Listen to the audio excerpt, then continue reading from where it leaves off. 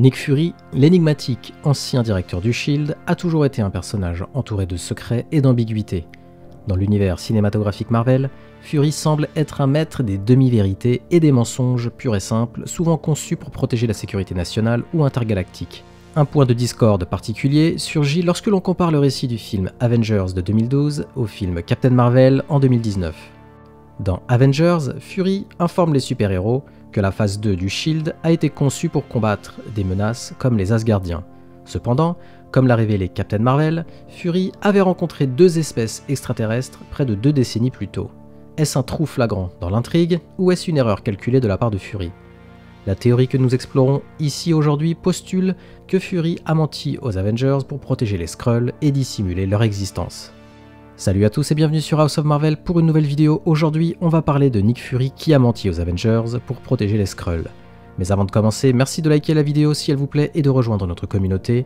Préparez le café, installez-vous bien confortablement. Je suis Julien et vous êtes sur House of Marvel.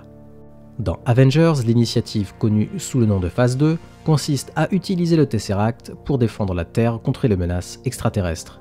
Cette initiative semble démarrer après les événements de Thor où un Asgardien interfère pour la première fois directement avec la Terre. Cependant, la déclaration de Fury selon laquelle il s'agit de la première rencontre avec des extraterrestres ne correspond pas à ce que nous apprendrons plus tard. Captain Marvel se déroule dans les années 1990 et présente non pas une, mais 2 espèces extraterrestres, les Kree et les Skrulls. Nick Fury joue un rôle central dans ce récit en partenariat avec Carol Danvers pour arrêter la guerre d'agression des Kree contre les Skrulls. Si tel était le cas, pourquoi dirait-il que les armes du SHIELD de la phase 2 ont été développées en pensant aux Asgardiens ? Les Skrulls, dans Captain Marvel, se révèlent ne pas être des méchants mais des réfugiés fuyant la persécution des Kree.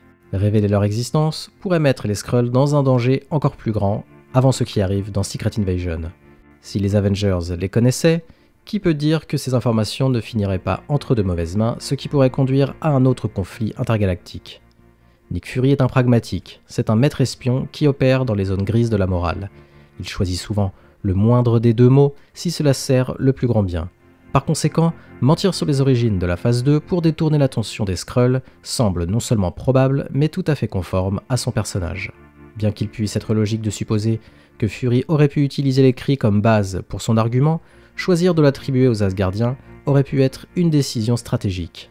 Les Kree sont militaristes et possèdent des technologies très avancées.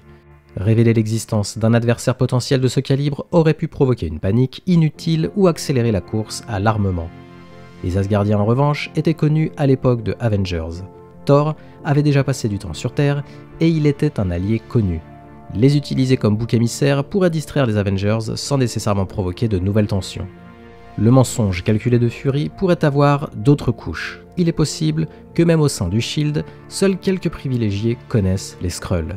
L'organisation elle-même est construite sur une base de secrets et de mensonges, et le mensonge de Fury pourrait être une manifestation de factionnalisme interne et de secrets au sein du SHIELD.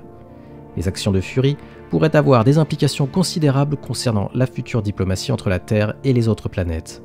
En protégeant les Skrulls, Fury crée un précédent pour la Terre en tant que sanctuaire pour des réfugiés intergalactiques, ouvrant potentiellement la porte à des scénarios géopolitiques, ou plutôt astropolitiques, complexes. Et si on y réfléchit bien, les Skrulls constituent une métaphore poignante pour les réfugiés dressant un tableau complexe des dimensions sociopolitiques de la guerre et de la migration forcée. En mentant pour les protéger, Fury fait indirectement une déclaration sur le coût humain ou inhumain de la guerre et sur la responsabilité morale de ceux qui sont au pouvoir de protéger les plus vulnérables. La décision de Fury de mentir soulève des questions éthiques concernant les responsabilités de ceux qui occupent des positions d'autorité. Est-il acceptable de mentir si le mensonge sert à protéger ceux qui ne peuvent pas se protéger eux-mêmes ? Cette ambiguïté morale ajoute une couche de complexité au personnage de Fury qui est à la fois engageante et stimulante, surtout quand on apprend que sa femme est une Skrull. La théorie selon laquelle Nick Fury a menti sur les origines de la phase 2 du SHIELD pour protéger les Skrulls offre un regard fascinant sur l'esprit de l'un des personnages les plus complexes du MCU.